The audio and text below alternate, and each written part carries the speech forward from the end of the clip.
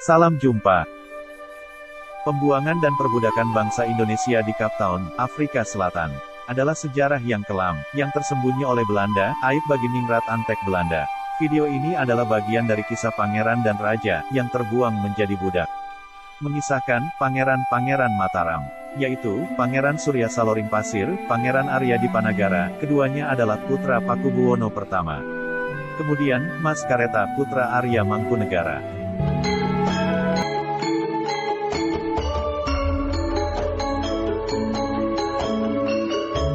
Sekilas kita mengingat kembali masa sebelum ketiga pangeran tersebut terbuang. Kerajaan Mataram pernah mencapai puncak kejayaannya saat dipimpin oleh Sultan Agung Hanyokrokusumo. Kemudian, berangsur surut tatkala diperintah oleh Sunan Amangkurat pertama. Puncaknya, Mataram dihancurkan oleh serangan Trunojoyo pada 1677. Setelah pemberontakan Trunojoyo, serta wafatnya Amangkurat pertama, dinasti Mataram mulai dibangun dari nol lagi. Bagaimana tidak, raja sudah wafat, keraton, harta, tentara, dan wibawa, telah dikuasai dan dihancurkan oleh kekuatan Trunojoyo. Yang tersisa Mataram dari penaklukan Trunojoyo, adalah perebutan tahta selanjutnya, antara kakak dan adik, Raden Mas Rahmat dan Pangeran Puger, Raden Rahmat, yang sebelumnya dicabut sebagai putra mahkota, karena skandal dan perseteruan dengan ayahnya sendiri.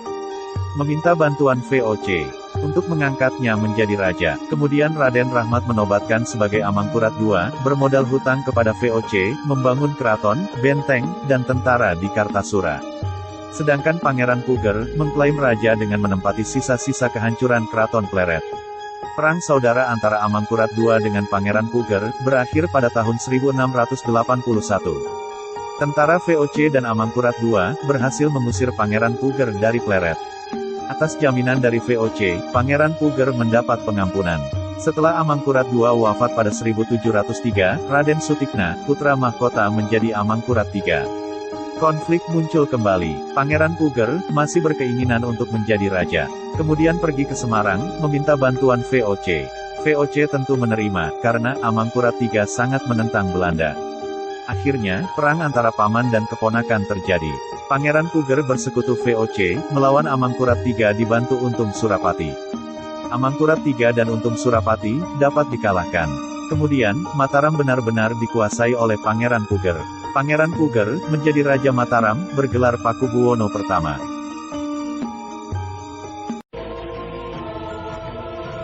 Raden Suryakusuma Saloring Pasir adalah anak dari Pangeran Puger atau Sunan Pakubuwono I.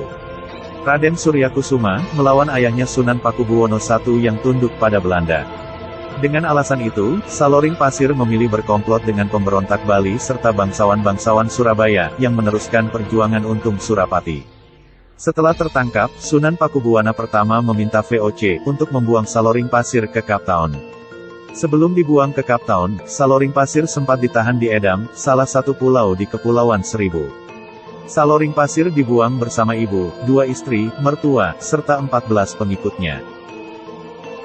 Sangat tragis memang, demi kekuasaan, hubungan ayah dan anak sungguh tidak berarti. Padahal, Pangeran Saloring Pasirlah yang pertama kali berani memberontak kepada Amangkurat III. Dan pemberontakan itu, dijadikan salah satu bahan untuk memperoleh simpati meminta bantuan ke VOC. Dalam suratnya, Pangeran Puger mengadu pada VOC, ia tidak terlibat pemberontakan, namun Amangkurat III menuduhnya, dan mengurungnya.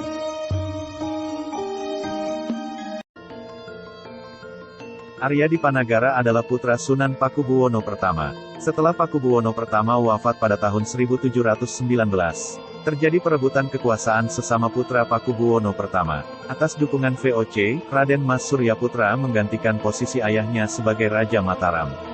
Namun, ia tidak mengambil gelar Pakubuwono tetapi bergelar Amangkurat keempat, meneruskan gelar saudara sepupunya, yaitu Amangkurat ketiga. Adanya penobatan Amangkurat keempat, Arya Dipanagara kemudian memberontak, begitupun saudaranya Pangeran Purbaya, Pangeran Blitar, dan pamannya Arya Mataram. Selanjutnya, Arya Dipanagara mengukuhkan diri bergelar Panembahan Heru Cakra, dan berpindah ke Madiun. Mataram Amangkurat IV dengan sekutunya VOC, memulai menumpas pemberontakan. Dengan terlebih dahulu menyerang Arya Mataram yang berpusat di daerah Pati. Arya Mataram berhasil ditangkap dan dijatuhi hukuman gantung di Jepara.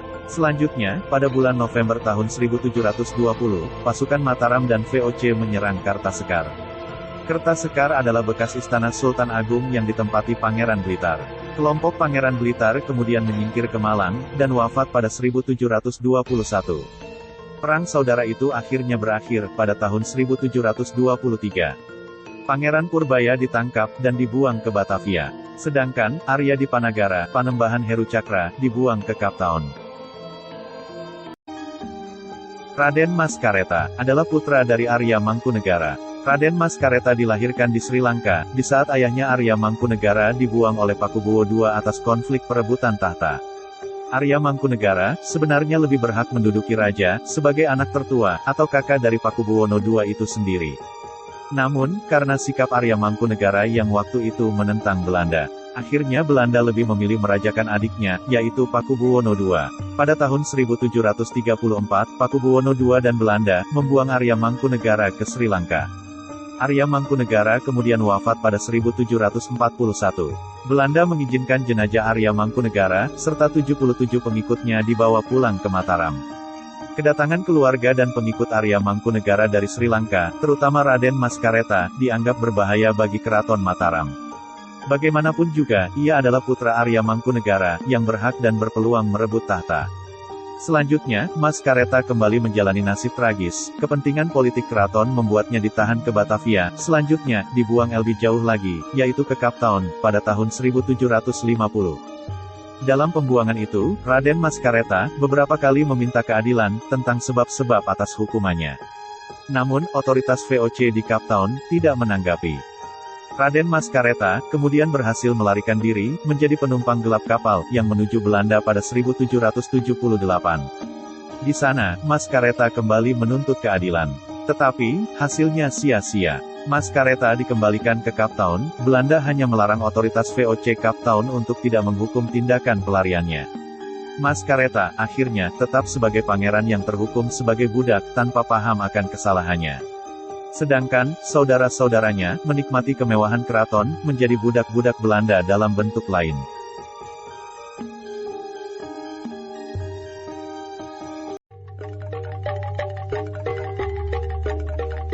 Demikian, kisah 3 Pangeran Mataram yang terbuang ke Cape Town. Jika berkenan, silakan menyimak video lain, tentang kisah pembuangan, perbudakan, terhadap bangsa Indonesia, di Cape Town. Terima kasih, semoga bermanfaat.